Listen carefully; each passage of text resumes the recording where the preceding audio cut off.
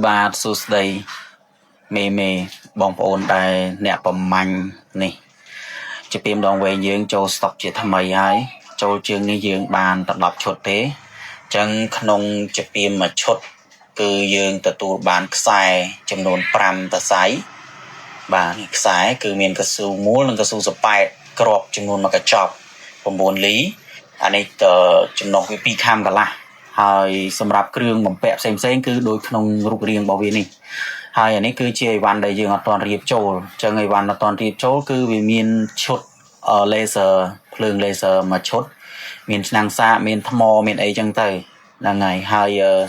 យើងមានជាមួយនឹងកៃរបស់វាមួយអានឹងគ្រឿងរបស់វាស្វាយ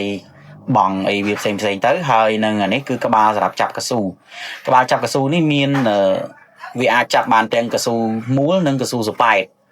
បាទហើយនេះកស៊ូអញ្ចឹងកស៊ូខ្ញុំដាក់កស៊ូសប៉ែតឲ្យចំនួន4និងកស៊ូមូលចំនួន1ហើយមួយនេះគឺ5ត្រួតបាទ5ត្រួតអញ្ចឹង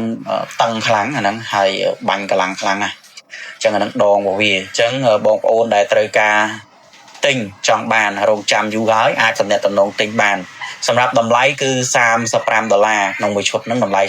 $35ហើយសម្រាប់សេវាផ្ញើគឺខាងបងប្អូនជាអ្នកទិញជាអ្នកចេញមានន័យថាអតិថិជនអ្នកចេញថ្លៃសេវាផ្ញើទៅតាមតំបន់ផ្សេងណាអញ្ចឹងតាមឆ្ងាយតាមចិត្តអញ្ចឹងទៅតម្លៃប្រែប្រួលតាមនឹងឯងជាទូទៅតម្លៃបើផ្ញើតាមវីរៈបន្ថែមគឺតម្លៃ